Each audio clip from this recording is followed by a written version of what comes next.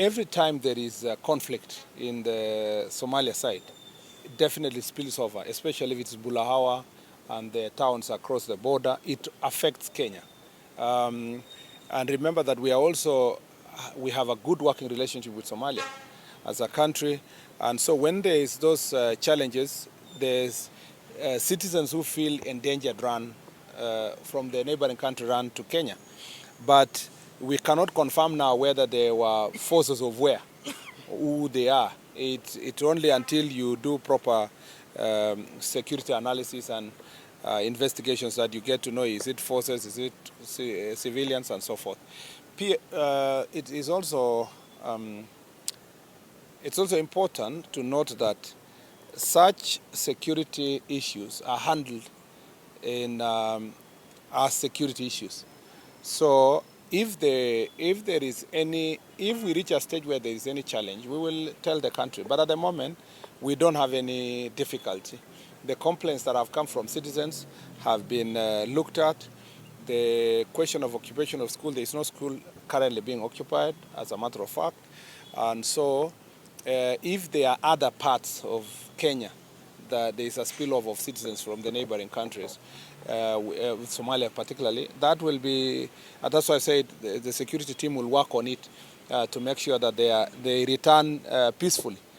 What our main problem in our border that we deal with as Kenya is the criminals, is the people who want to attack our country, kill people, steal property, burn, and so forth.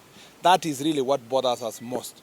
But people who are running for safety, we will find ways of addressing that issue so that it doesn't also become a security challenge or a humanitarian issue in the country or security challenge. In fact, those who are asking for refugee status and to be housed and protected in Kenya, they know the procedure they go through that is enshrined in the international law.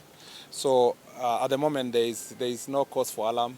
There is no politicization of security. Is not necessary. I know there are some people who want to score cheap political benefits from it.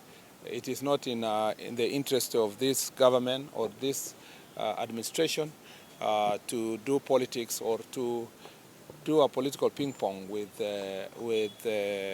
opposition leaders and any other person on matter of security. Where there is complaints from citizens, we investigate and we deal with it in a manner that will, where necessary, where we know that national interest is being protected, we will handle it confidentially. Where information needs to be shared with the public, we'll share with the public. But our interest is to safeguard Kenya.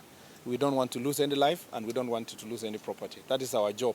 At the end of the day, the bottom line is everything we do across our border, whether internally or across, and I speak now under collective responsibility, whether it is involved in this ministry or another ministry, everything we do is to secure Kenya as a territory, the citizens of Kenya and their property. And everything is done in good faith, including how we handle problems of refugees and aliens getting into our country.